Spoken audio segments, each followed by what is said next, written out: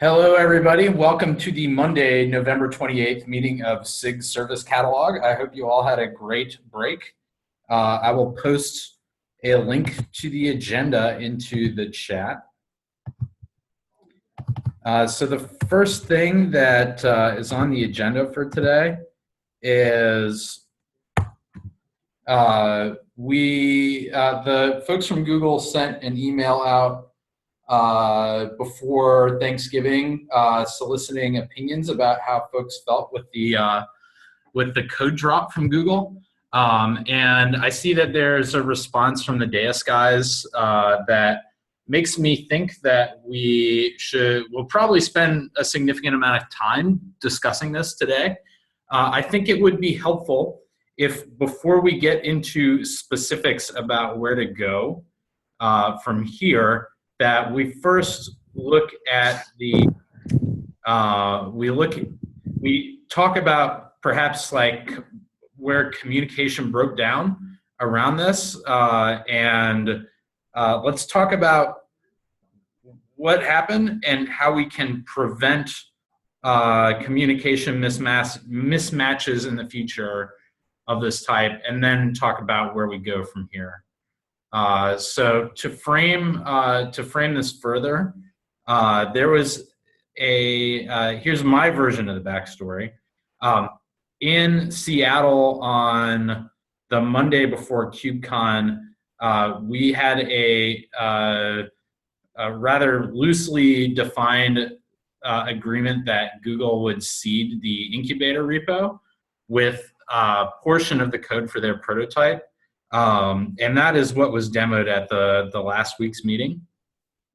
So I had the gut feeling after that perhaps there was some mismatch on expectations, and I think that is productive to discuss first. I'm sure that a number of folks on this meeting have opinions on it. Would anybody like to kick the discussion off further by articulating their feelings on not on the subject in general, but on the communication aspect of it?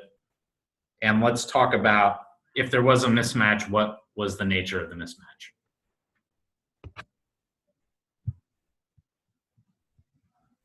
Well, I can certainly jump in. This is Martin, and sort of provide a little, what our view was of what we were doing. So, on one hand, seeding sort of the basic service catalog code was our main goal. One of the things we did was, and I believe we talked about in Seattle, is that we felt it was really useful for everybody to be able to have something that they could play with, it, they could try out, they could actually run the code and see, what it actually does and how it works. And that's the reason why we included two of the service brokers in the same code drop. And maybe that was a mistake of putting those in the same pull request versus splitting those out. And so, there was one service broker that, uses Helm to actually instantiate things. And then the other service broker was the user-defined service one that makes it easy to basically hook up existing things using the service broker model. If we remove those two pieces, those two brokers, the code for the actual core service controller is only about, 2,500 lines of code, of Go code. So, that doesn't seem to be that big of a thing. I know that Deis's email mentioned something about 11,000 lines of something, but, the actual core controller piece, which is all we really need to agree on, is about 2,500. So that's sort of, but if you just have that, unless you already have service brokers written, it's hard to actually run the code and see what it does. And so that's why we include the other ones. I don't know if that helps sort of set the context of what we thought we were doing. The actual brokers themselves, whether those don't need to be part of the core repo. I think that over time, various people will create brokers. I'm sure that, the Helm, the Deis folks will create, their own Helm-based broker and maybe have some of the features that they had in Steward. And I think that that's great. We'll probably create brokers for ourselves and for, things for Google Cloud Platform. And I think that's the whole point of the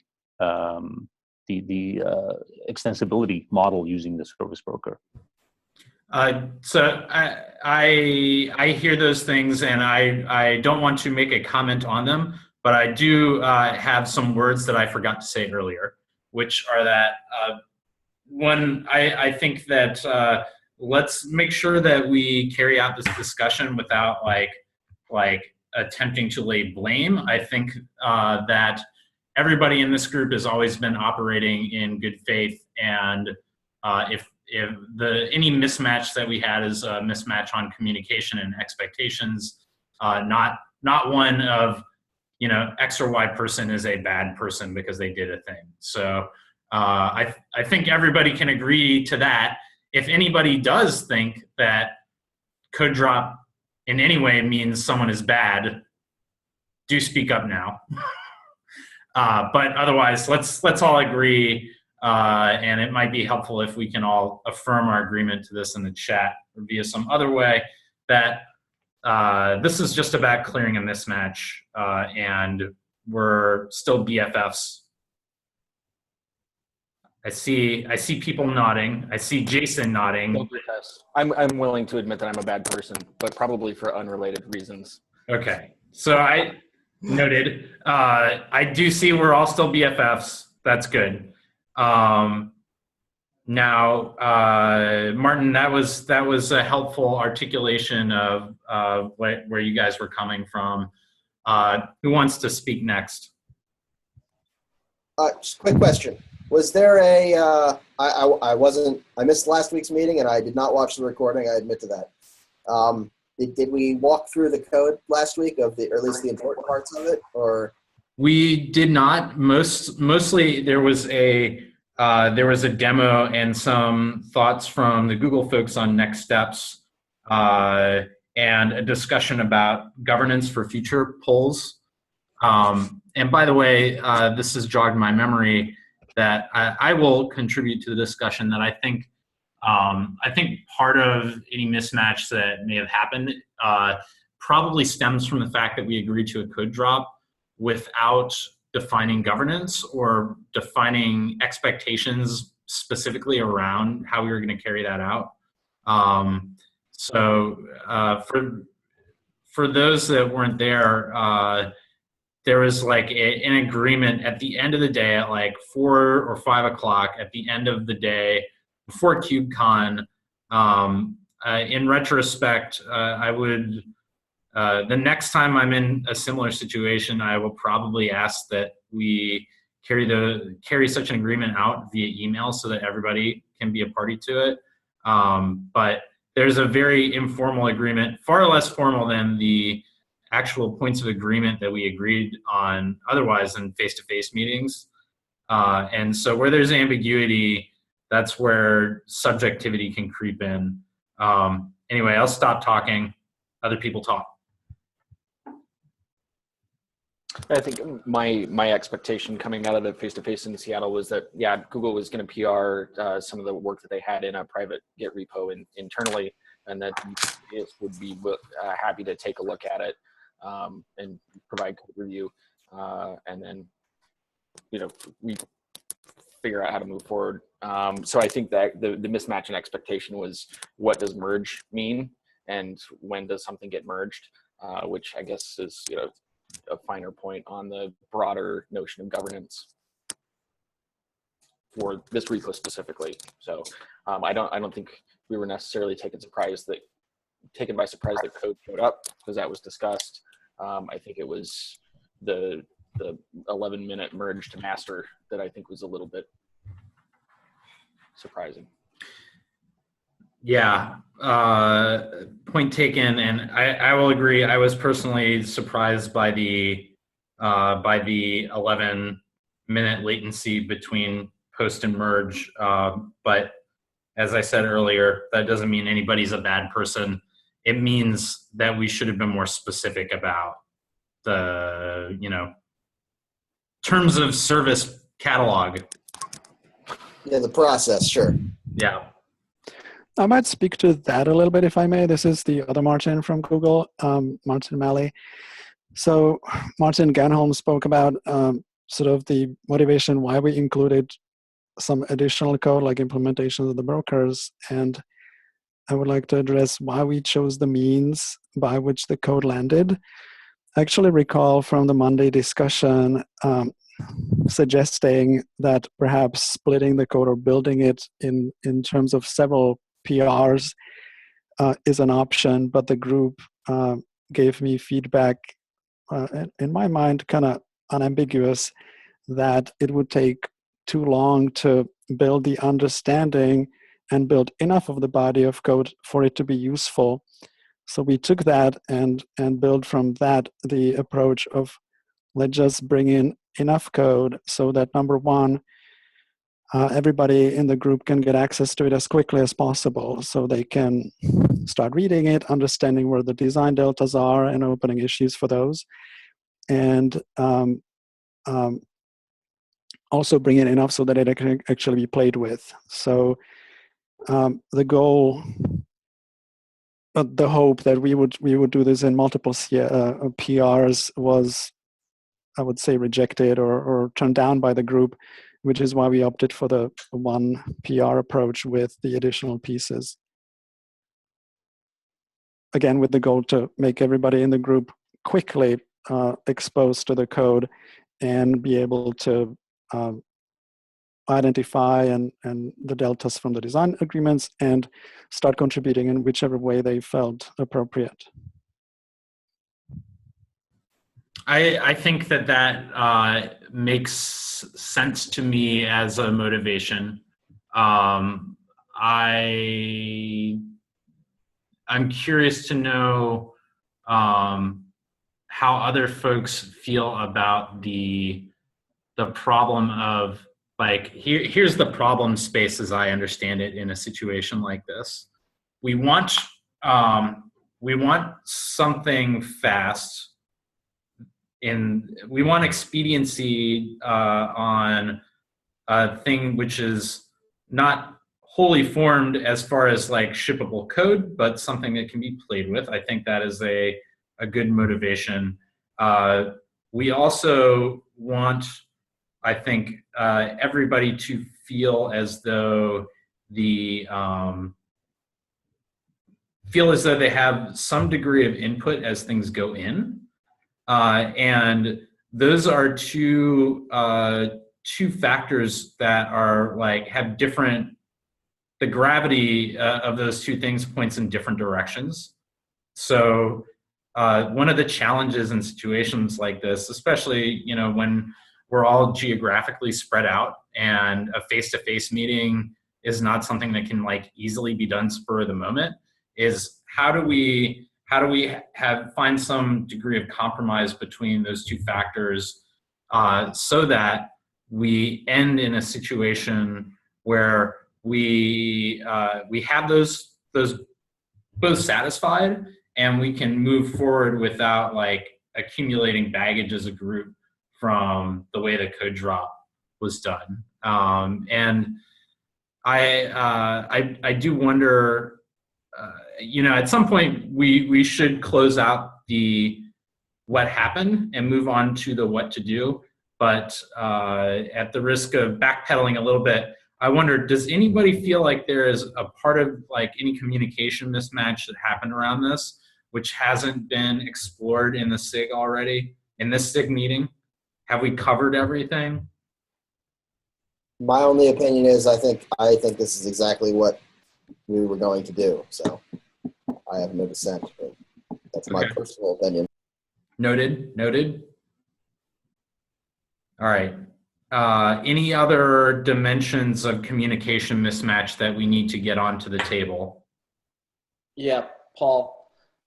This is Kent from Deus. So I'm kind of wondering a little bit why the brokers have been included with this code drop, because I don't think that anybody understood that sample brokers were going to be a part of what was seeded.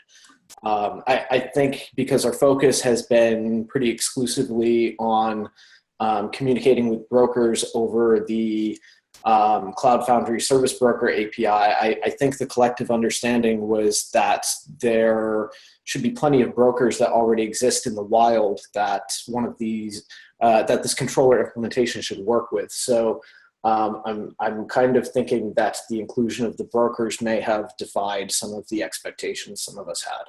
Okay, I think that's fair, but Ken, I will mention that I think that has been addressed already, that just like existing example brokers aside, I think the motivation, and like either Martin, feel free to jump in if I don't have this correct, but I think the motivation was to provide something that's like, that was included in the code drop that you could use easily.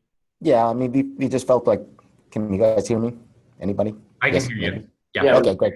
So yeah, so that was really the intent, was there that we didn't just want to drop a bunch of code and then have people have to go in and sign up for something like SendGrid and to go ahead and provision an account there or whatever else it is. There's very few places where you can just go and point and grab a service broker and say, oh, hey, look, it's working. So we felt like that that was a useful inclusion, so that you could go and get started with batteries included. And the second point was the second broker, the user provided service. I am fairly certain that was something that we had agreed on, providing a echo service that would allow a user to go ahead and bring in existing services, so that it wouldn't be you have to use this service catalog and you could not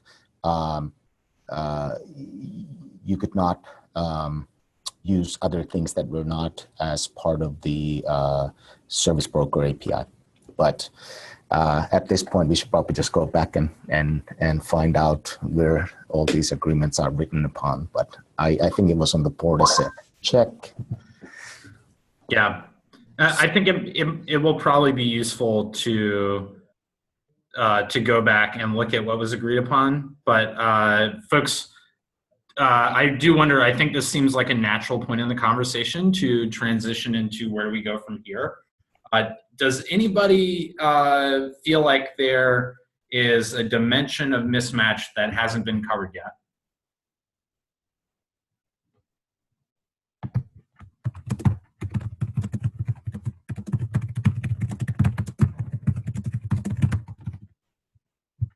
I'm hearing no unaired portions of miscommunication.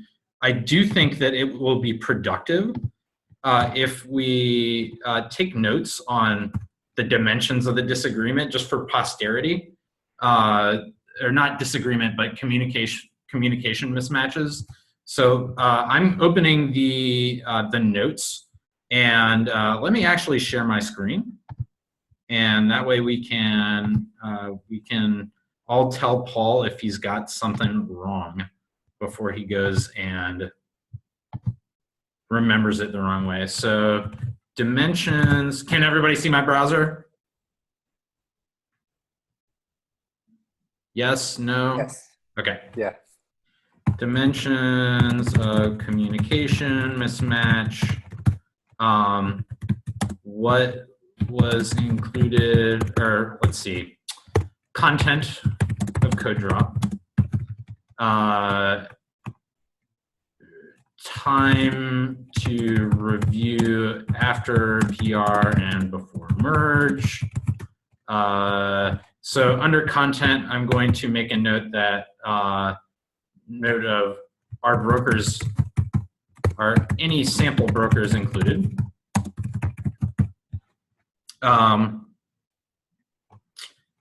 I think that's the main dimension of the content issue. Time to review after PR and before merge.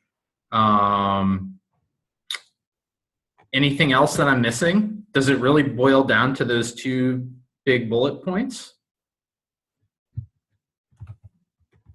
That is a legitimate question to the group.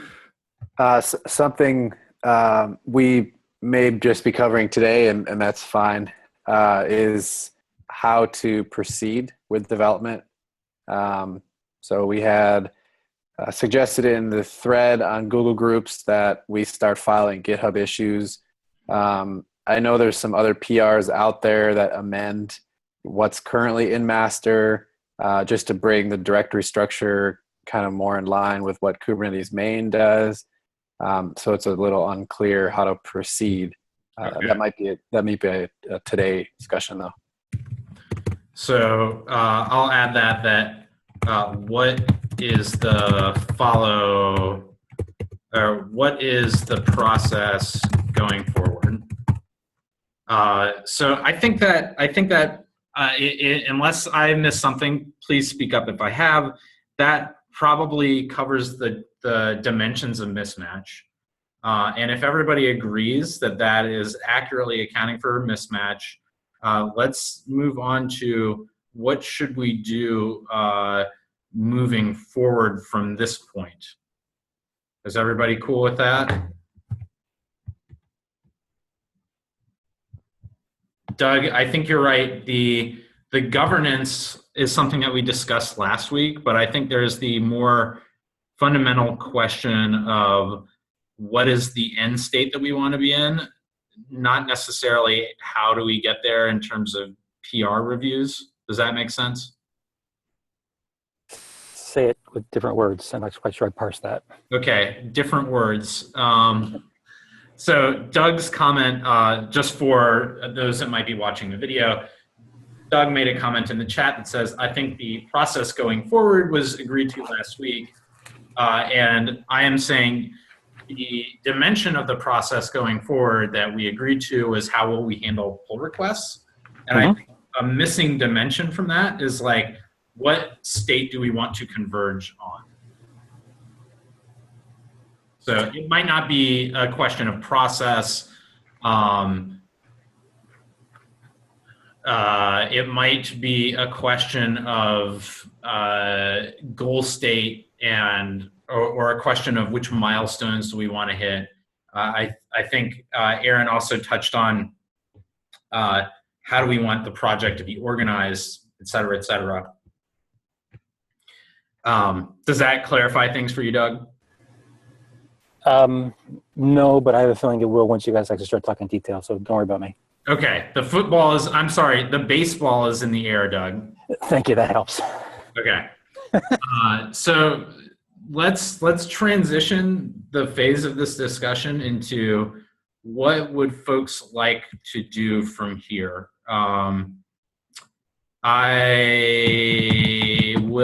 Let's see. How many people have opinions on the subject? I'm going to use random.org to cover the space. So in the chat, if you have something you would like to say, just indicate that you have something that you want to say, and I will pick somebody at random. Paul, can you repeat the question? I said, so if we're going to transition into how would we like to move forward on this subject in terms of agreeing on a resolution to the like communication mismatches that have occurred with the seed code. I would like, if someone has an opinion, I just want to get a show of hands, and then I will pick somebody at random to begin talking.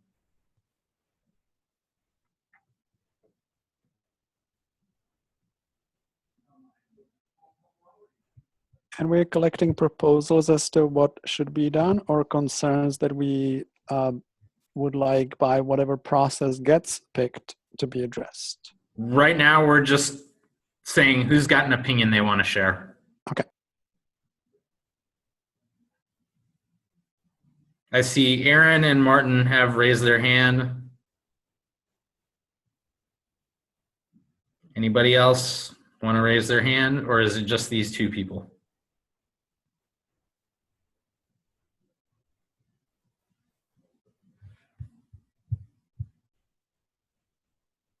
Okay, give it 10 seconds and I'm going to random.org and flipping a coin or picking a random number.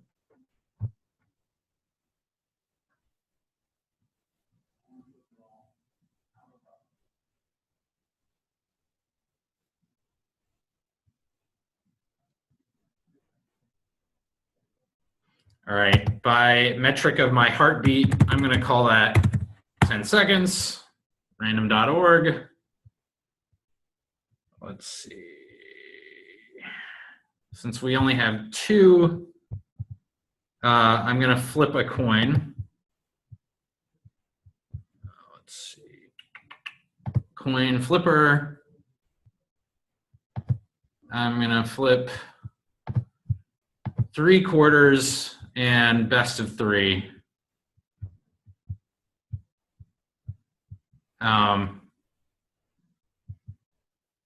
Let's use the, let's eschew the notoriously biased Connecticut quarter and go for good old Delaware. So I'm going to call Martin heads and Aaron tails. I see 2 tails. So Aaron, you go ahead and talk. Sure. I'll keep mine short. I think probably my least controversial opinion is to start creating GitHub issues and assign them milestones, GitHub milestones, to move us closer to, let's call it an alpha 2. We'll give maybe the seed repo an alpha 1 milestone, so that we know how to proceed concurrently with small focused PRs. And that will answer my currently biggest question, which is simply, what is the work that I should do, basically? Okay, so Aaron, does that I'm hearing something different than what was from in. I am hearing a different thing now than what was in the email. And what I'm hearing now, make sure I've understood you correctly, that you're proposing that instead of the revert and resubmission of smaller PRs, that you're saying now you would be okay with, let's get issues described and attribute them to milestones in GitHub. Is that accurate? Yes, that's why I call it my least controversial opinion. But I think it would, if we have a very detailed list of what work to do going forward, and we plan it in terms of a timeline, which would be what milestones are for. Yes. I think we can concurrently and more quickly come to the next step towards getting to a final product. We would maybe call that a beta or something. Yeah. So Martin, I have not forgotten about you, but I will just say, I think that having milestones and issues attributed to them is probably something that naturally this is a good time to do. So I would fully support that in a vacuum, no matter what else we agreed to do. And Martin, I think it's your turn.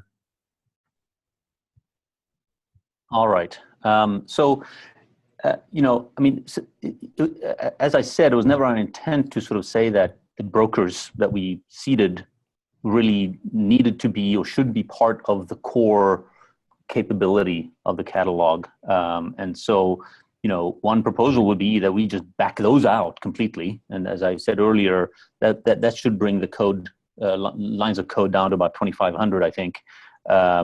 And if that makes people more comfortable and that it's not part of the main repo, I think that would be a benefit for the community to sort of, you know, just yank those out, and we can put those somewhere else so that people can separately build them and install them and, you know, still play with the system. We'll have to obviously, you know, create more steps in the how-to guide of how to get a system up and running. But I think that that's probably the right thing to do. I don't know if other people feel that would, you know, help. But, you know, that's certainly, you know, again, from our perspective, is really just, let's just try to get the fewest number of steps so somebody can get something running on their machine, right? And actually try to, I mean, because we've had this struggle internally too, where we talk to other teams at Google and they're like, well, you know, how do I get it running? We're like, well, we need to make it really simple. So are there any tests that use those? Any tests that use them? Yeah, I mean, is there like an integration test or something where I can hit a one button and it spins up a broker and it spins up a thing and it attaches them together and you're done or not? Yeah, the tests that we run internally do use those. we don't at the moment run the tests off of the code straight from GitHub, but we have internal copy of it, if you will. Okay, And folks, we I run hate to tests on those interrupt. branches. I'm gonna share my screen so that I can capture this in the minutes. All right. All right. Can you all see my browser? Yes. Yes. Okay. So where do we go from here? Aaron suggested. Excuse me. Create issues and associate them with milestones in GitHub. Martin is saying we can back the broker implementations out.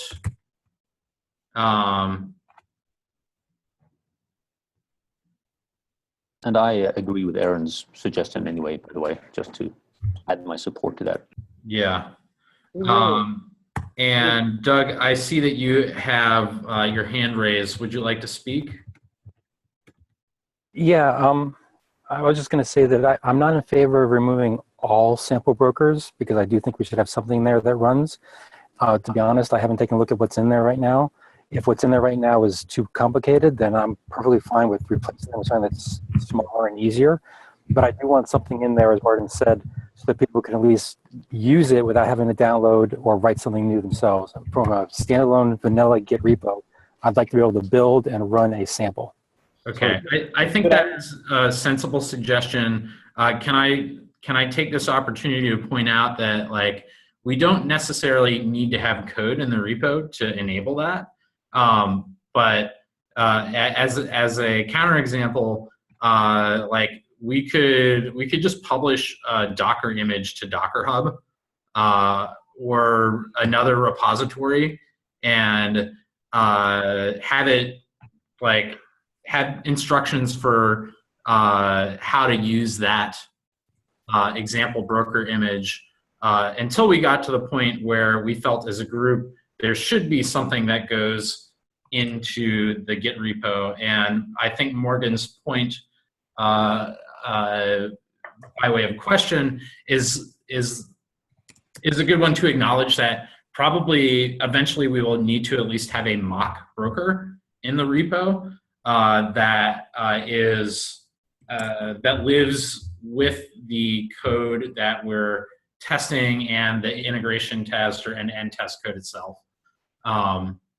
So I'll propose, not propose that, I'll call that out as a possible middle ground that we can adopt temporarily, where if someone would like to publish an image and we can agree together that we'll just use an image temporarily for something that can be played with, that's something we can do.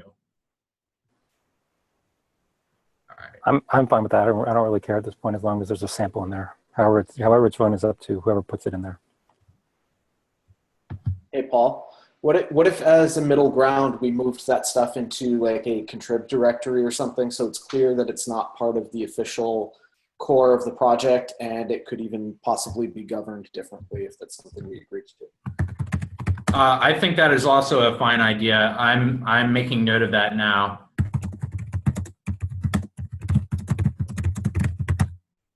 Let's see.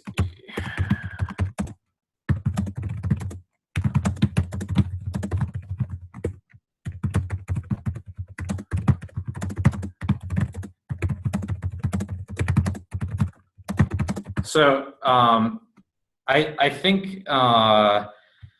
think that leaves us with a few ways we can go on the brokers. We could move the broker implementations out wholesale.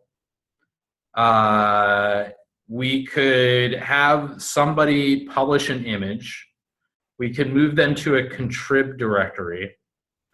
Or we could perhaps have a gentle person's agreement that the broker code that exists now is like temporarily just for demo purposes.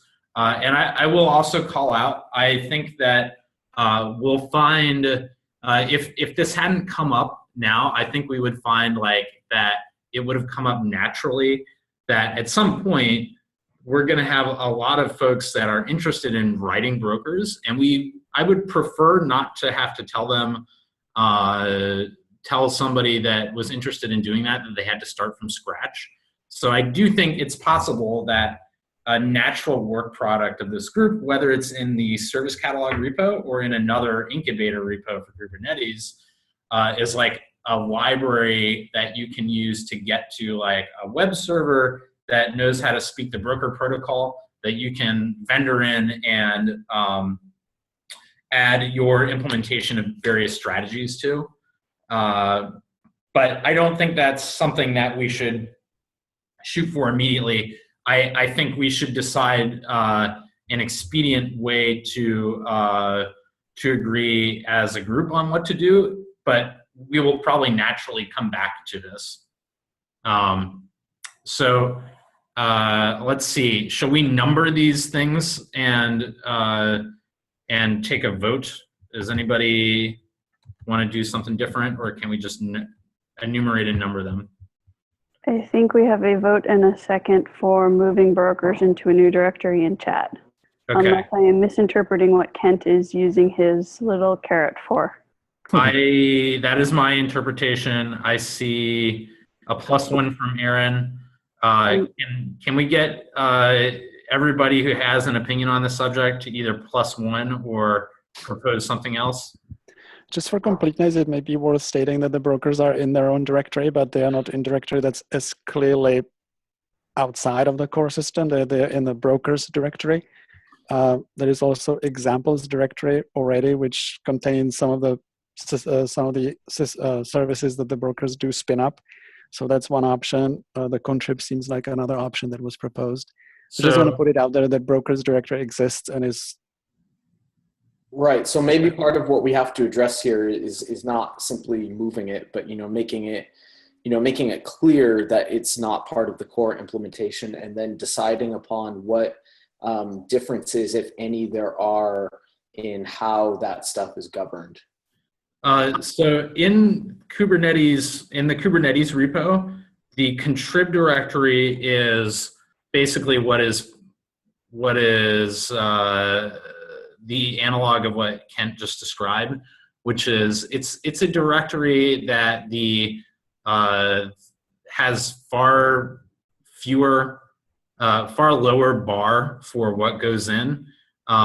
We did eventually move or take contrib and turn it into a separate repo, but I think that a contrib directory for brokers and examples would be what I would propose as just an immediate step to take in fitting with the interest that we have in moving that stuff around. So let's refine what is at issue, and let me refine that to, we will move the broker code and the examples into contrib brokers and contrib examples. Show of hands. What are the two types? Obviously, I know what brokers are. What's the examples? Examples are what is already in the examples directory. Yeah. Okay, gonna make me look. Okay, hold on.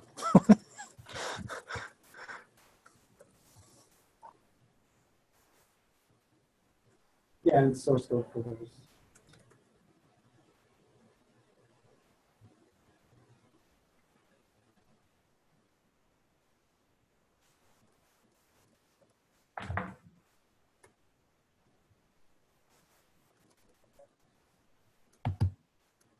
Okay, since I'm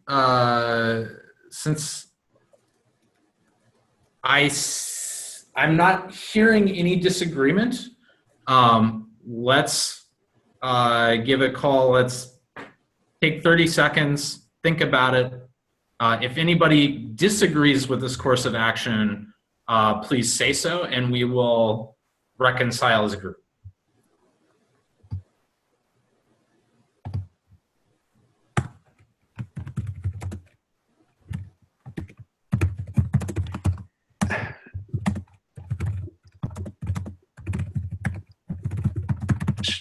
Question, should that apply to the echo broker, which we call user whatnot broker, because that one is gonna be core contribution that we did have a list on the list of agreements. Clearly the Kubernetes broker that we have out there is more of an example, but the other one seems like more core.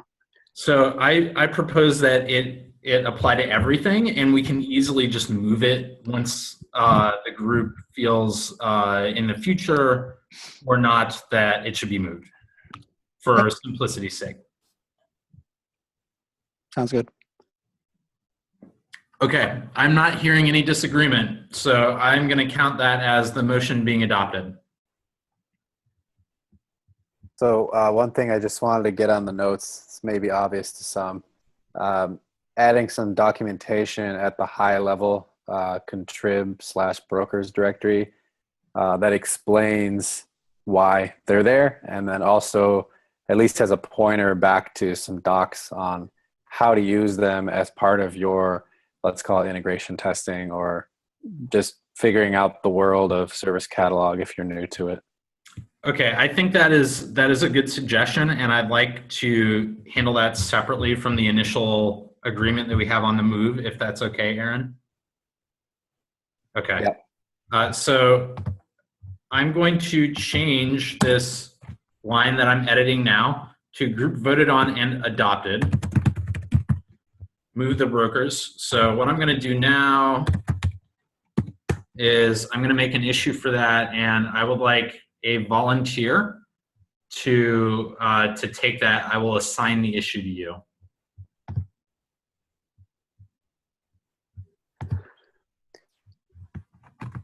I'm happy to take that, the move issue. Okay, I will assign it to you, Aaron. Is the examples move also adopted? Because I'm not sure the directories are quite right yet.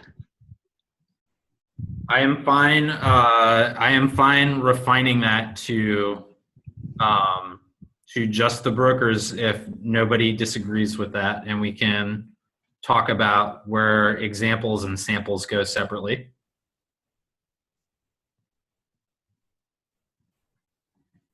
All right, I don't hear any disagreement, so I'm going to refine that to, we're going to move the brokers to contrib brokers.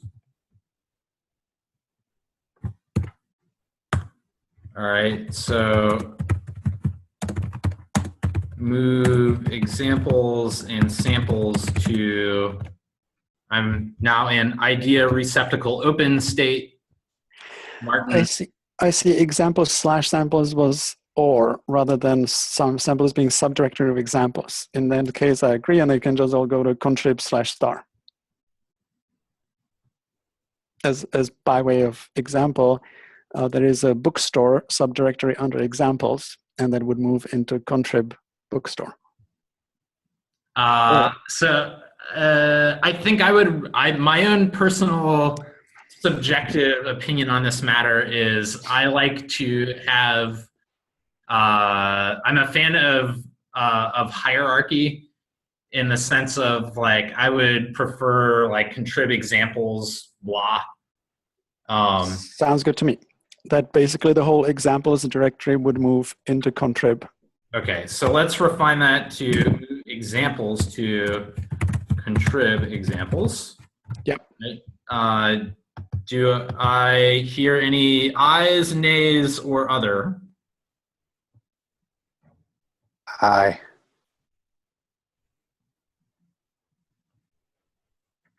I'm smiling because I am remembering a history or US government teacher who I found that I could troll by saying yay instead of I.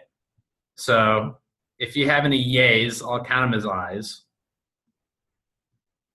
I see +1s. I don't hear any disagreement. Speak now or forever hold your peace.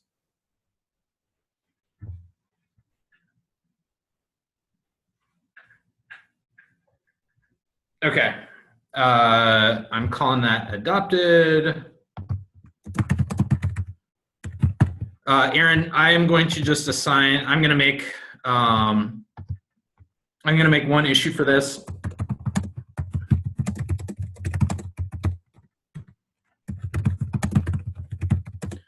Brokers directory will move to contrib brokers. Examples directory will move to, move to contrib examples.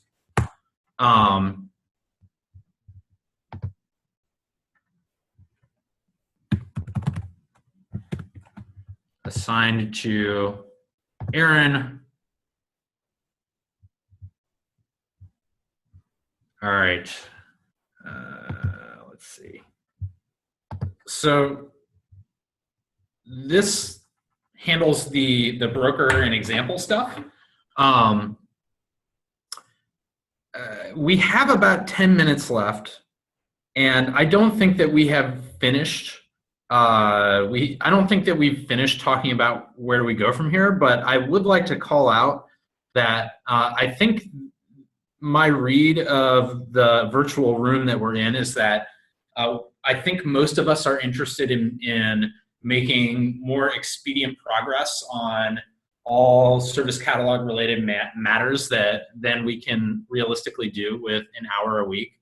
And so what I would like to propose is that we have an additional meeting or some number of additional meetings in addition to let's also try to or let's also say as a group that if people want to make progress more quickly, that we can use the mailing list to bring things up. And if you're interested in service catalog and you have opinions that you want to make known, that you'll check the list so that we can make more expedient progress. I realize that is a big topic to get into, and so I wonder, would folks be averse to meeting tomorrow in the same time slot to continue any remaining conversation that we haven't touched on here? And by the way, also talk about the numerous remaining design details that we need to work out as a group, both on the high level of how does the API work, and then also how are we going to implement the API that we've discussed. Any thoughts on that? If you So promise, one-time meeting tomorrow or weekly recurring?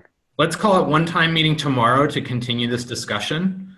And as part of tomorrow, like I will call out numerous things that I think the group needs to agree upon. And I think I will be able to make a strong case tomorrow for why we probably need more than one regular meeting a week. So I have two thoughts on that. Thanks for offering to do that. One of them is it would be great to go ahead and be able to share that sooner and have a tighter agenda rather than the 3-point discussion. And second of all, despite the slight communication breakdown of the last face-to-face meetings, I found the design discussions with the whiteboard to be extremely useful. So I just want to throw out if there's any appetite for doing any more of those as a group.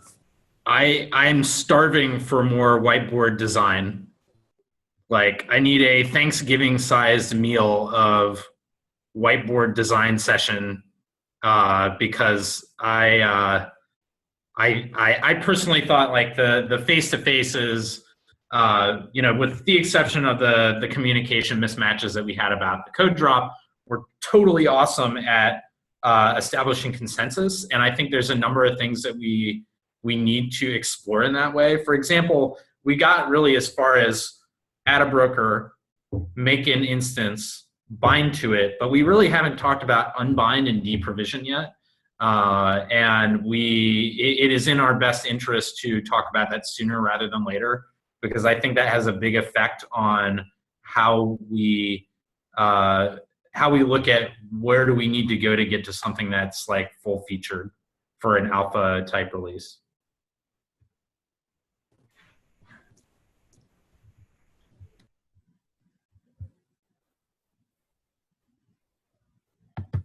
So I am good with, and I will be at the tomorrow meeting if we do it. I'm not sure what people are thinking about face-to-face and logistics and everything, so I couldn't really commit to that right now.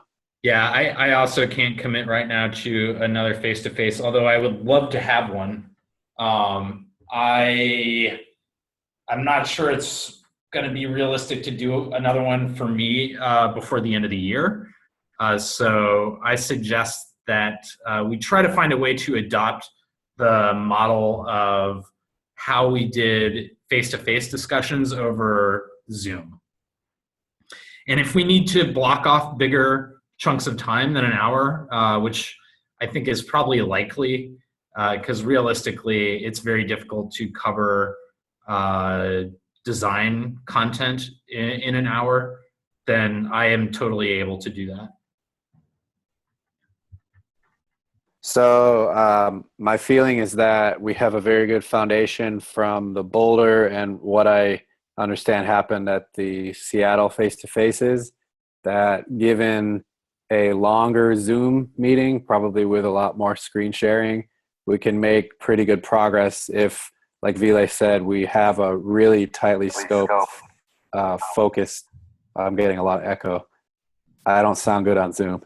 If we have a really tightly focused agenda for the day, or for the 2 hour or whatever length Zoom it will be.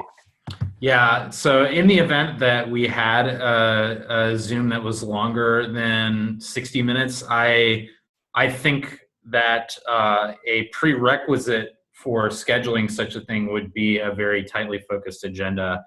I personally am not a fan of meetings longer than 30 minutes without tight agendas, so you will have no disagreement from me on that.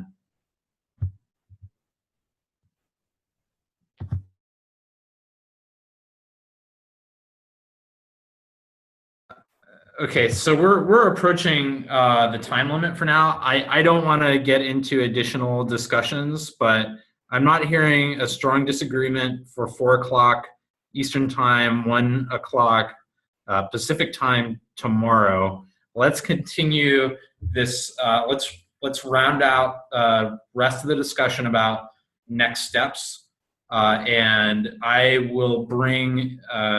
Optimistically bring a single design thing that I would like to talk about tomorrow, which will be unbind, and we can resume it there. If nobody has anything else to say, we can get 4 minutes back. Thank you everybody for your input today, and I think this is an awesome example of, you know, we did accomplish a lot in the face-to-face meetings that have been held so far, because we all had a very nice, polite, and collegial discussion today, which is not at all unusual for Kubernetes, but in open source in general, I think more rare than in Kubernetes. So I am totally happy with how today went. Well, Paul, thanks for bringing this up and navigating the possibly troubled waters at times. No problem. That's what I'm here for. All right. Well, hey, everybody have a great night, and I will see you tomorrow at the same time, same bat channel, same bat Zoom, etc. Bats. See you, everybody. Thanks, everybody. Bye. Bye.